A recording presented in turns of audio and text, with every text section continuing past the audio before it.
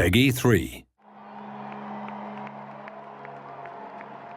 With money being such an important part of contemporary football, it's vital that Football Manager's financial model is as realistic as possible.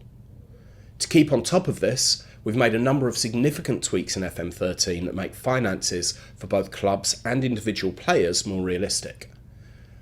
One significant change is that each country's specific tax regime is now taken into account when players negotiate their contracts. So if two clubs in countries with different tax rates are offering similar wages, the more mercenary players will factor that in and choose to go with a country with the lower tax rate. You can now see an estimation of what players will be paid after tax at the bottom of the contract negotiation screen, so it's worth doing some homework now on tax regimes to see how this can help or hinder you, depending on the country that you're planning to manage in.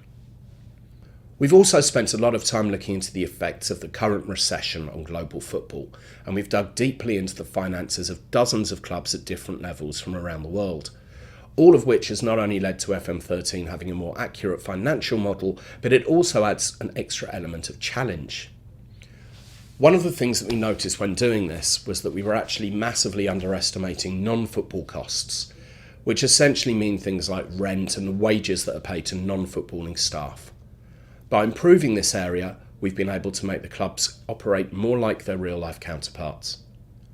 If you're worried that this will make finances more complicated than in previous FMs, you would be pleased to know that that's not the case for you as the manager. This is because you can now also see what your projected finances are for the coming months and years, which help you plan.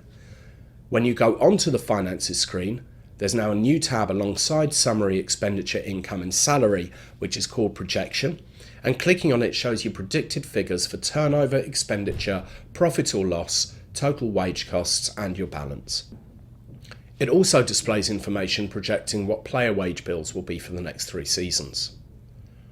A brief statement on the projected state of your club's finances is also included in your monthly board confidence update, so it'll be easier than ever before to keep track of your club's financial security and to plan for any periods of possible financial trouble.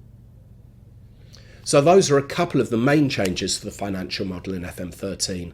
We know you'd rather spend your time thinking about what goes on the pitch rather than what goes on the balance sheet, but you know what they say, look after the pounds and the points will look after themselves.